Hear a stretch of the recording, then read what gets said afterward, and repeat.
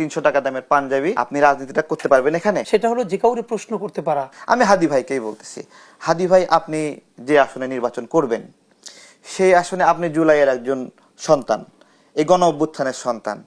আপনি যে আসনে নির্বাচন করছেন, আপনি ছেঁড়া জুতা পরে আসেন, কাপড়টাও মলিন, 300 টাকা দামের পাঞ্জাবি, সবকিছু মিলে অ্যাক্টিভিজম, রাজনীতি, আপনার শুভাকাঙ্ক্ষীরা আপনাকে সাপোর্ট করে, আপনি আপনার রাজনীতিটা দাঁড় করানোর চেষ্টা করছেন। এই আসনে আপনি নির্বাচন করছেন, এই আসনে এই যে 14 মাস সরকারে থাকা কোনো উপদেষ্টা যদি আপনার বিরুদ্ধে প্রতিদ্বন্দ্বী হয়, আপনি রাজনীতিটা করতে পারবেন এখানে? না, এখন দেখেন মানে কে হচ্ছে এটা ইম্পর্টেন্ট না, ইম্পর্টেন্ট হলো আমাদের রাজনীতিটা তো আসলে আমাদের মতো করে নির্মাণ করতে চাই। এখন ধরেন আমরা ওই জায়গাটাই ক্লিয়ার করতে চাই জুলাইয়ের যেটা, সেটা হলো যে কাউরে প্রশ্ন করতে পারা। মানে আপনার আয়ের চেয়ে যদি ব্যয় বেশি হয়, আমি যেন আপনাকে স্পষ্ট প্রশ্ন করতে পারি যে তারেক ভাই আপনার আয় এত টাকা, আপনি এত ব্যয় কোত্থেকে করতেছেন। না, আমি কিন্তু প্রশ্ন করছি যে আপনিও জুলাই যোদ্ধা একজন, নির্বাচন করবেন, নির্বাচিত হতে চান, জনগণের কাছে যাচ্ছেন। আপনি যেটা বলতে চাইছেন, ধরেন আমারও, হ্যাঁ অফকোর্স আমারও দুই এক জায়গায় সুযোগ ছিল বা বিভিন্ন জায়গা থেকে, তাই জন্য আমি আই এম অনার্ড যে বলা হয়েছে আমি কোথাও এঙ্গেজড হবো কিনা সরকার পরিচালনায়।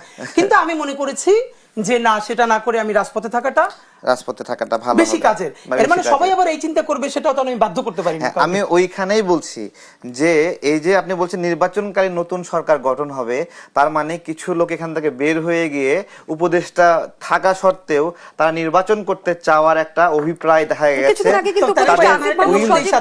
আপনি যে ব্যাপারটা আলাপ করতে চাচ্ছেন এইটা অনেকে ভুলে যাচ্ছে। জাস্ট এটা বলার জন্য, ওই যে যখন আমাদের ছাত্র বন্ধুরা উপদেষ্টা পরিষদে যায় তখন কিন্তু ফেসবুকেও পোস্ট দিয়েছিল যে যে কয়জন উপদেষ্টা হচ্ছে তারা ইলেকশন করবে না, তারা করবে না, এবং সার্জিস হাসনাদের মন খারাপ করার কোনো কারণ নাই, তারা নির্বাচন করবে।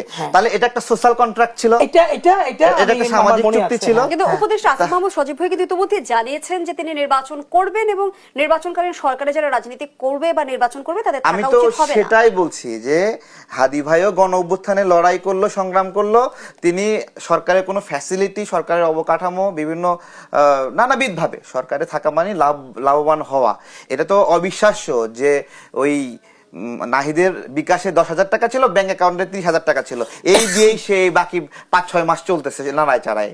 এই 30,000 40,000 টাকা শেষ হচ্ছে না। সে রাষ্ট্রের কোনো সুযোগ সুবিধা নেয়নি, তার বাবা কোনো সুযোগ সুবিধা নেয়নি, এবং তার রাজনীতি করার, তার নির্বাচন করার জন্য অর্থায়ন করার সক্ষমতা নেই। এইরকমই কি? তাহলে সেই লোকটাকে আপনি হাদি ভাইয়ের সঙ্গে কম্পিট করতে বলতেছেন, দুইজনই জুলাইয়ের সন্তান, এবং তাদের মধ্যে তো বৈষম্য করছেন। তাহলে আপনি বৈষম্য বিরোধী যে চেতনা, আমরা বৈষম্য করব না, আমরা কোটা নেব না, এই সমস্ত কিছু বইলা দেখেন, আবার কিন্তু যারা একটু চুল পাকা, বয়োজ্যেষ্ঠ সেই ব্যক্তি যদি বলে, সাখাওয়াত সাহেব যদি বলে আমিও নির্বাচন করব, তাহলে কিন্তু আমাদের গায়ে স্যাক করে উঠবে, এই সাখাওয়াত সাহেব কেন নির্বাচন করবে, এত বড় সাহস। তাহলে আমি ভাগটা করবো কিভাবে? বয়সের ভিত্তিতে? 25 বছরের নিচে যদি কোনো জুলাই যোদ্ধা হয় তাহলে সে নির্বাচন করতে পারবে, আর 25 বছরের উপরে যে জুলাই যোদ্ধা, ও হলো বয়স্ক বুড়া জুলাই যোদ্ধা, সে নির্বাচন করতে চায় কিভাবে? তার এই শখ হওয়া অনৈতিক। তো এগুলো হলো সামগ্রিকভাবে আমাদের এই সরকারের এখন কেন আসলে উপদেষ্টাদের সেফ